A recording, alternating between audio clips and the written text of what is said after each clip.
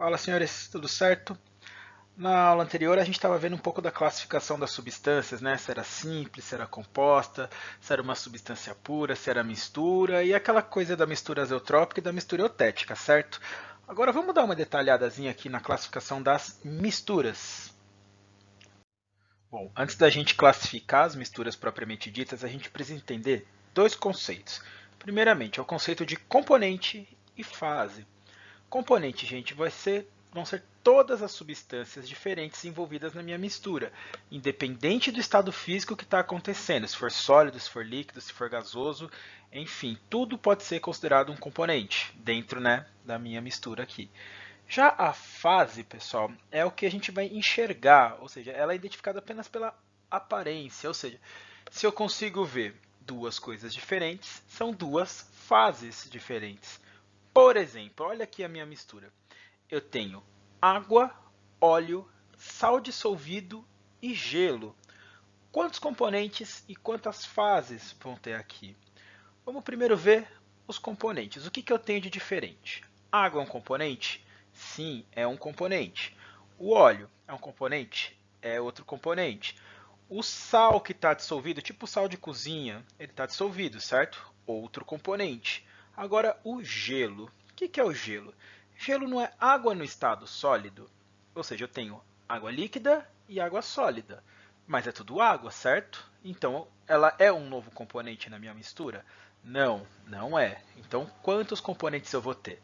Água, óleo, sal dissolvido. Três componentes. Agora, quantas fases eu vou enxergar aqui? A água é uma fase? Sim. O óleo é uma fase? Sim. O gelo é a terceira fase. O sal, gente, ele não está dissolvido? Eu consigo diferenciar o que é água e o que é sal nessa situação?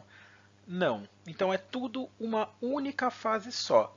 Ou seja, qual que é a conclusão? Eu tenho três componentes, que é a água, o óleo e o sal, e três fases, que é a água mais o sal dissolvido, ambos são uma fase só, o óleo e o gelo. Definido isso, gente, vamos ver as misturas agora propriamente ditas. A primeira das misturas é a mistura homogênea, ou seja, eu identifico ela pelo aspecto visual uniforme, mesmo ao ser examinada em um microscópio. O que eu quero dizer com isso? Quantas fases vão ter aqui? Uma única fase. E o que vai caracterizar também? Todas as propriedades são constantes em toda a sua extensão, ou seja, se eu tiver um copinho com água e sal dissolvido, tanto na borda, quanto no meio, quanto lá no fundo, vão ter exatamente as mesmas propriedades, como ponto de fusão, ponto de ebulição, a densidade. Todas as características dessa mistura vão ser iguais, independente da região que eu estou trabalhando. Outra coisa, pessoal, quando eu falo mistura homogênea, é a mesma coisa que eu falar de solução.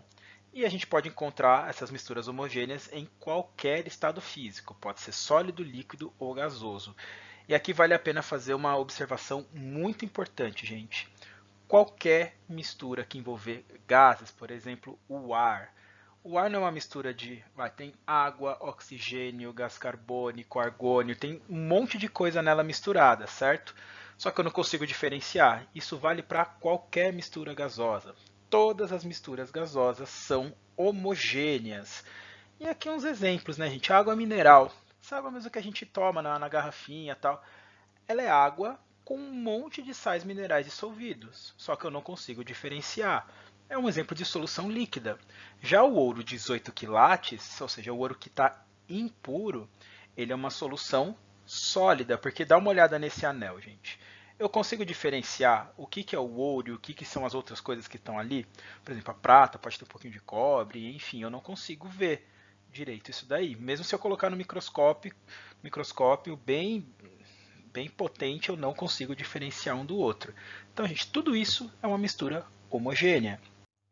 Eu também tenho as misturas heterogêneas, ou seja, é qualquer mistura na qual as substâncias, componentes, elas não estão perfeitamente dissolvidas e nem está uniformemente distribuído, ou seja, as características aqui são diferentes. Eu consigo enxergar mais de uma fase. Essa é a principal característica de mistura heterogênea, presença de duas ou mais fases.